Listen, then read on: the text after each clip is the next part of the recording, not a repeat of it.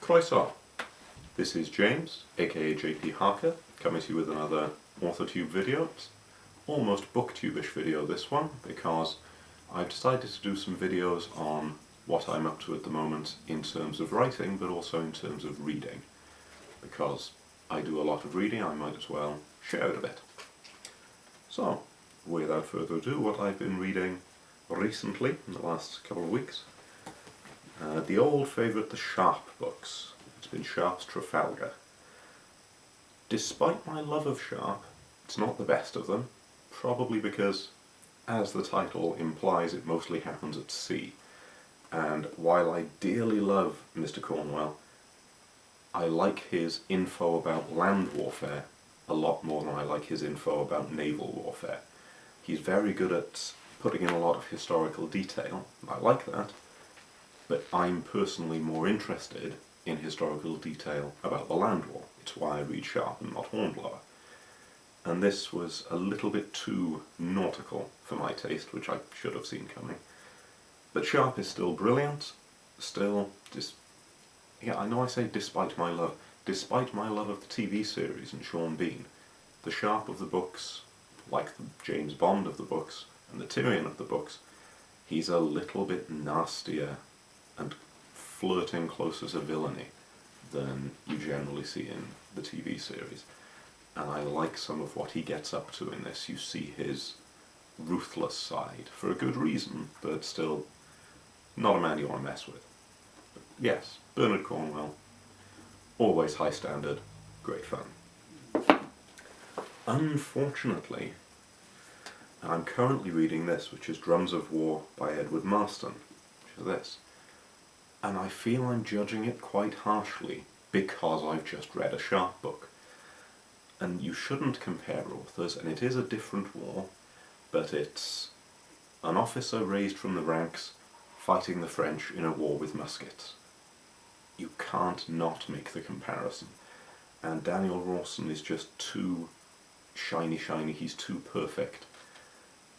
He's too much like a James Bond wannabe, I think. And it sounds harsh, and maybe I am being too harsh because I've just come out from an author I really liked. But I'm struggling to like this one, gotta be said. It's not such a struggle that I'm not going to finish it. I am going to finish it, I'm very near finishing it. But yes, not as good, unfortunately. And finally of these, another Bernard Cornwell. I do love Bernard Cornwell. But of what I think is probably my favourite series of his, which is the Uhtred books, aka the Saxon Chronicles, and it is The Empty Throne. Now, I made the mistake with these books of reading them out of sequence. The first one I read, I think, was The Pale Horseman, which I think the second or third book. And most of them I've now read in order, but some of them I haven't, and I'd missed this one for some reason. So, it is awfully good. I don't want to give spoilers, because it's spoilers for the whole series, but it involves the crisis in Mercia, and, well, the Empty Throne is sort of a bit of a hint.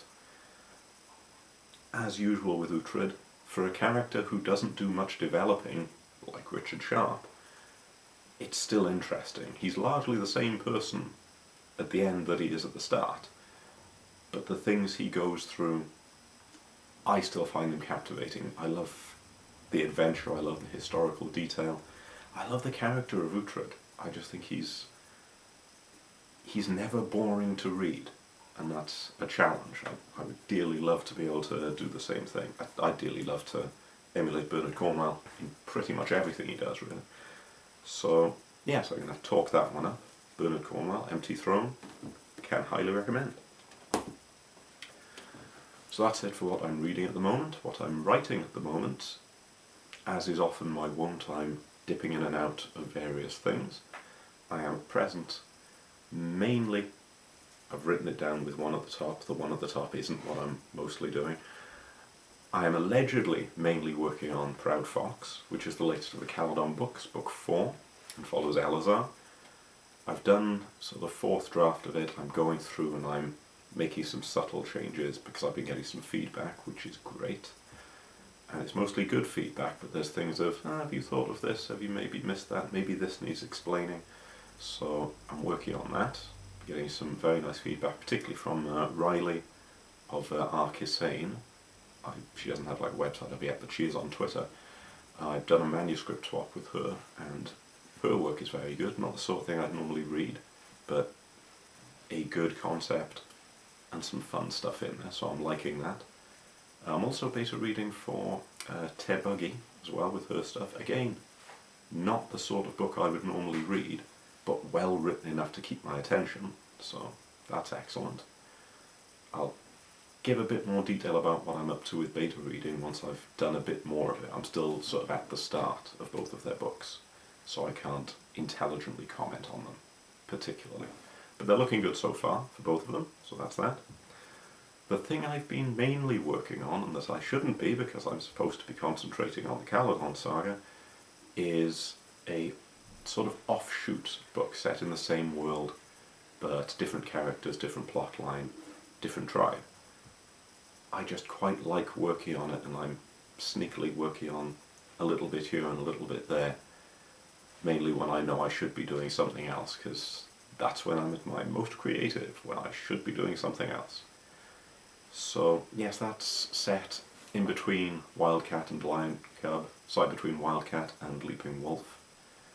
And I'm not going to go into detail because it's very much in process and I'm going to change a bunch of things.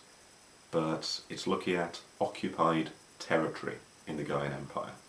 Rather than the places which are resisting them, it's the places where Gaian occupation has become the norm, and the way they've sort of infiltrated society, but there are still the old traditions in place, and to what extent occupation with them is a good thing, what have the Romans done for us, and to what extent it's a bad thing. And yeah, I'll probably go into that in more detail once I've figured a bit more out when it comes to that. But yes, that's my writing so far. Caledon stuff, and pseudo-Caledon stuff, and beta reading.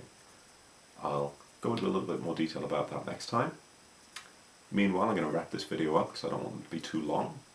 If you found this interesting, if you'd like to see more, please do let me know in the comments. Usual drill, like, subscribe, all that various jazz.